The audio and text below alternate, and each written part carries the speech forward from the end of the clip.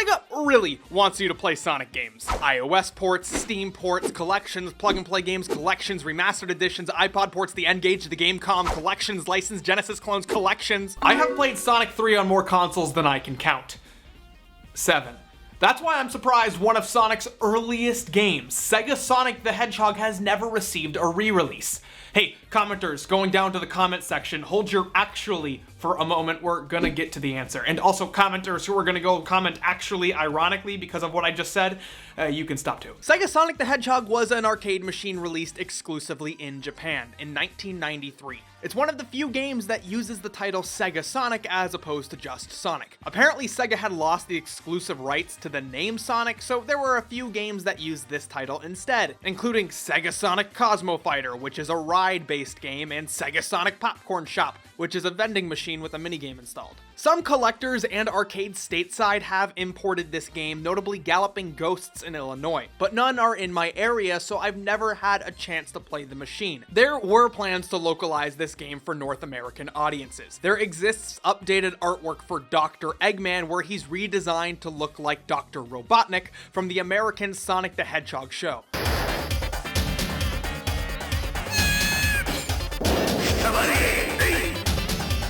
The game is fully voice acted, so I'm wondering if the translation would have had the show's cast, including Julia White, and if the other characters in the game would have been replaced with characters from Sat.I.M. This game was originally going to be ported to Sonic Gems Collection in 2004, but it wasn't because of the controller. Instead of using a joystick, which could easily be emulated with, well, a joystick or a D-pad, the game uses a trackball controller.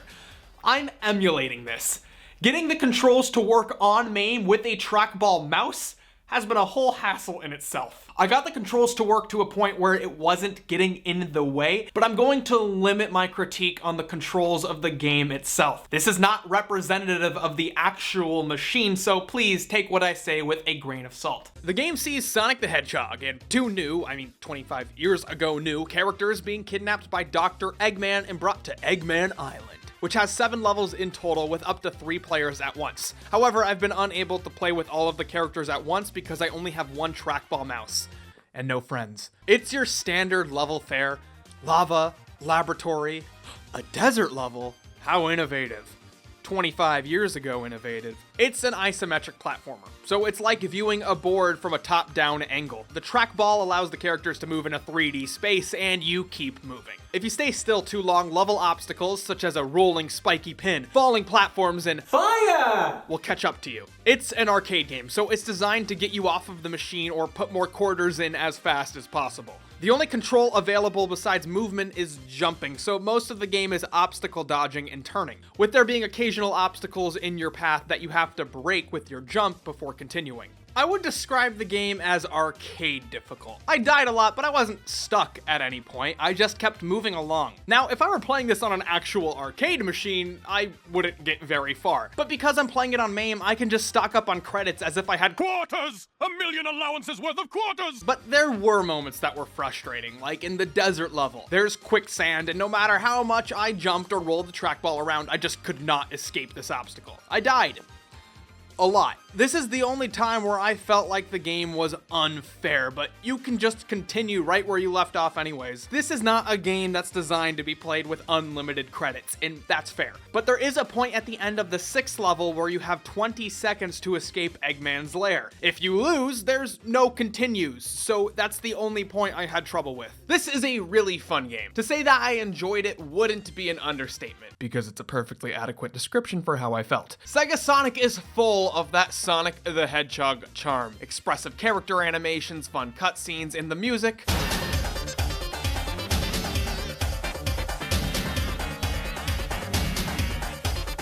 Well, that's that Sonic the Hedgehog good shit. It only lasts about 25 minutes, so if you could find a way to play it, it's definitely worth it. If it wasn't so inconvenient to play, this would definitely be something I return to every once in a while, like I do with all Sonic games. I'd play them all a little bit more often, but all Sonic games just make me want to play Mania now.